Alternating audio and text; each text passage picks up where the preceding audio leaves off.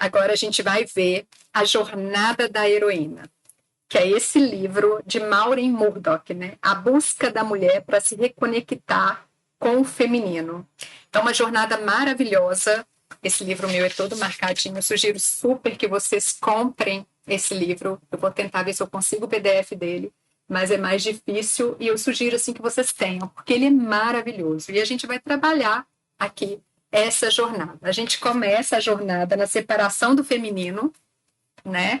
E a gente vai se reconhecer em cada etapa que a gente passar por essa jornada. Espero que gostem, mas eu tenho certeza que vocês vão levar para a vida, porque é puro autoconhecimento esse livro de Maureen Murdock.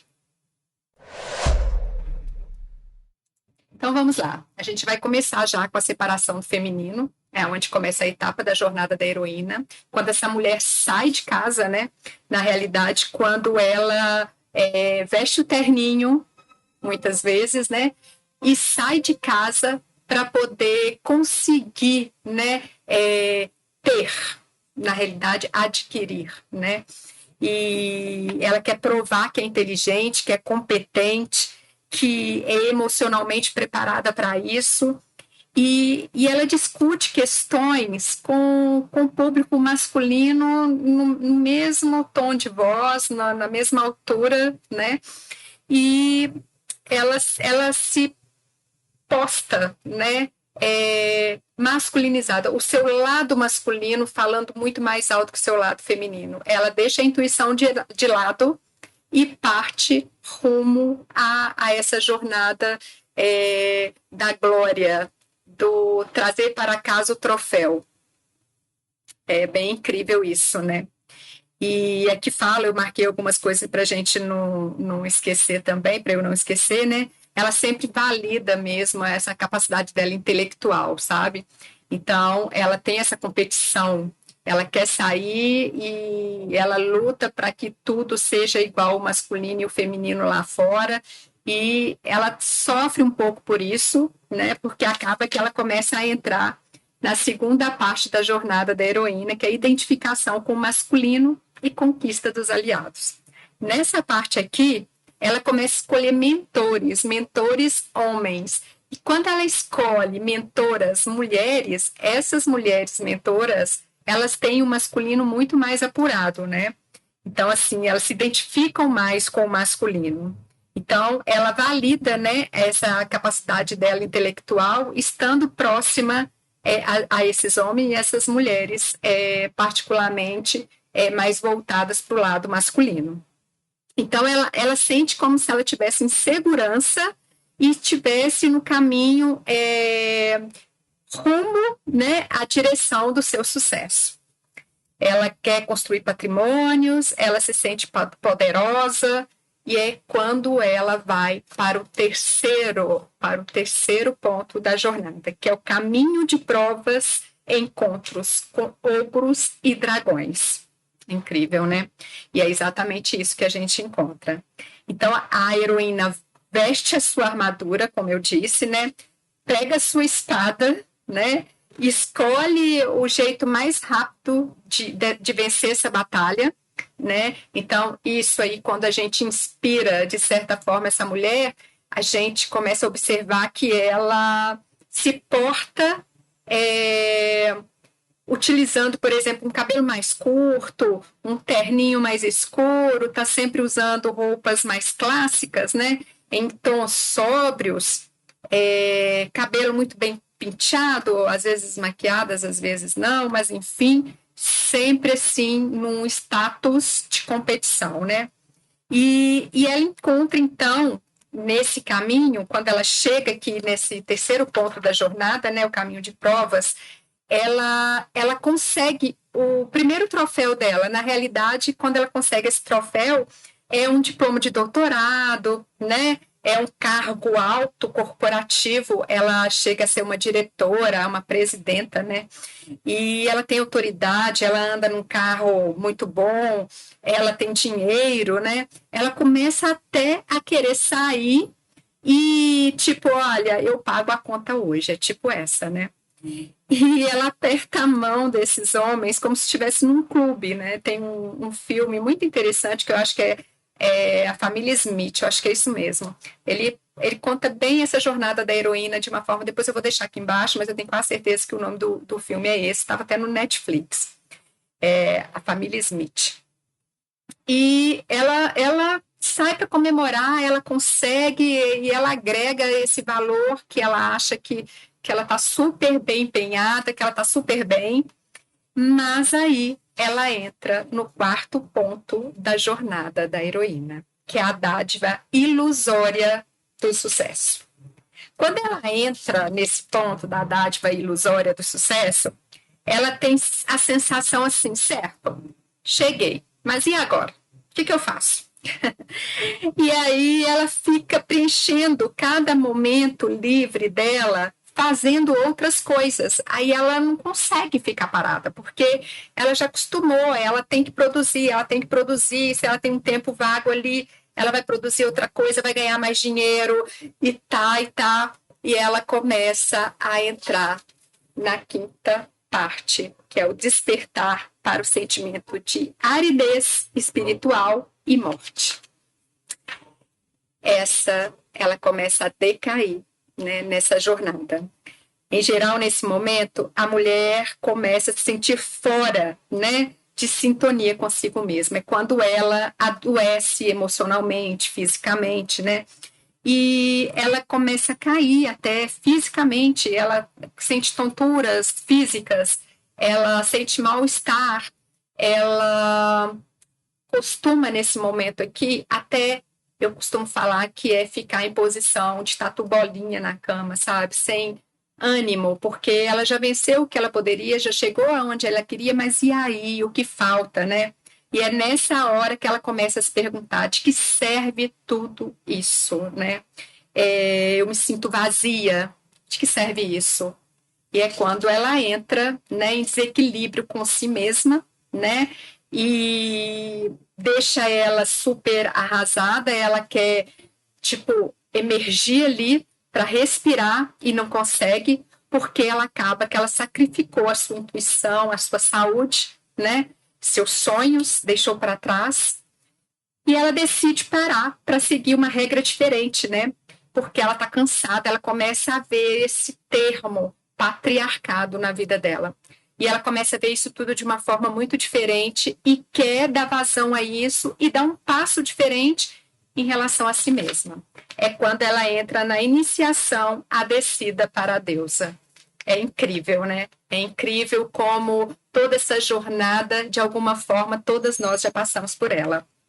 É quando, nessa parte, ela, muitas vezes, ela tem uma força familiar, mas ela tem medo, né, dessa resistência à mudança. Ela tem medo do que isso pode trazer na vida dela, inclusive financeiramente, porque ela conquistou tanto e agora vai deixar isso para trás, né? Como que ela vai justificar isso, né? Até para ela sabe que ela precisa retornar com essa intuição. Mas como que ela vai justificar para a sociedade que ela está deixando tudo isso que ela conquistou? E é aí, nesse momento, que ela começa a pensar que ela pode ser outra coisa. Ela quer largar toda a profissão para trás, né? E pensar em outra coisa. Isso aqui geralmente acontece na quebra ali dos 40 para os 50 anos. Né? Eu vou até descer um pouco, 35 já está começando, porque a gente está retroagindo bem, né? Então, assim, ela percebe que ela está perdida de si mesma, mas ela quer mudar, ela quer a mudança. E isso acaba adoecendo também um pouco essa mulher. E aí é quando ela entra no sétimo ponto. Gente, eu estou lendo porque, na realidade, eu não consigo decorar aqui essa jornada inteira. Quando a gente está passando por ela, a gente sabe exatamente o ponto que a gente está. Mas aí é quando vem um anseio urgente para essa reconexão com o feminino, mas a cura da ruptura mãe e filha. Então, quando ela passa mais tempo na natureza, né, ela começa a perceber que essa cura está mais próxima. Né? Ela começa a ter uma consciência com essa mudança cíclica, que essas mudanças do corpo dela, e ela começa a entrar num processo diferente com seu corpo, né? que é o cíclico, né? A lua começa a interferir, ela começa a ter essa percepção da lua, essa percepção das estações, né? Ela tem uma percepção consigo mesma. Ela fica apta a escutar mais músicas, a melodias, a poesias. Ela quer bordar, ela quer fazer uma argiloterapia, ela quer estar fazendo uma terapia mais profunda. Ela está na busca do autoconhecimento, né? Porque ela já passou por todas aquelas etapas da jornada, as etapas anteriores, e nesse momento ela quer uma pressa, ela está apressada, porque na realidade ela quer que essa jornada sagrada recupere todo si próprio que ficou perdido lá atrás. Ela quer nesse momento viver de forma máxima, né? Ela quer viajar, ela quer conquistar um plano diferente, ela quer estar mais próxima dos filhos, ela começa a se cobrar que ela ficou distante. E nesse momento aqui, ela começa a sangrar, porque nesse adoecimento, ela começa a se cobrar tanto, que ela se torna uma mulher solitária. E muitas vezes é nesse momento aqui que elas não têm mais paciência nenhuma com o parceiro que está ao lado, a parceira que está ao lado. Ela já viveu tão sangrentamente, né? É uma palavra pesada, mas é isso mesmo, porque no livro As Mulheres que Correm com os Lobos, ela fala o seguinte: ela tirou a capa dessa foca, ela sangrou, né? Para ela viver tudo aquilo. Ela trouxe para casa, mas ela precisou sangrar. E nesse momento, ela quer curar essas feridas emocionais, né? Então, nesse momento aqui, ela está sozinha. E é aí, nesse exato momento, que ela entra, né, na cura da ruptura mãe e filha. Ela começa a entender tudo que a mãe dela fez por ela. E ela retorna para o colo da mãe. Ela honra a mãe, né? Assim como nas constelações sistêmicas, né? Que depois a gente pode dar uma pincelada sobre isso. Sempre, a maioria das coisas vem da mãe, todas as nossas dores. E ela reconhece essa mãe. E ela olha para essa mãe, né?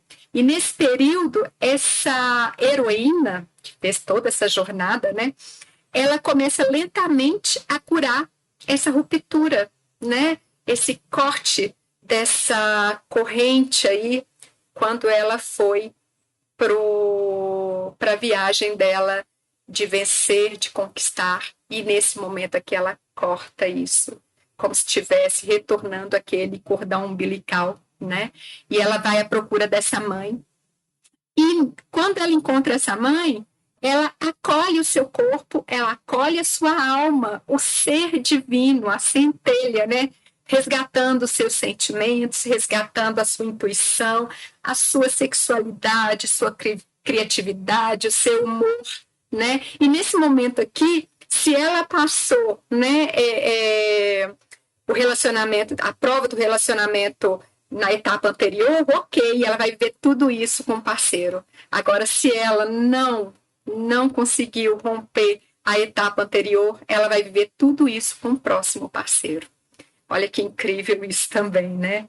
Então, surge uma vontade incrível de viver a vida como ela nunca havia experimentado antes, após ela ter conquistado a sua fase adulta, né? E aí ela vem aqui para a integração do masculino e feminino, suavizado, em harmonia, né? Em equilíbrio, yin e yang.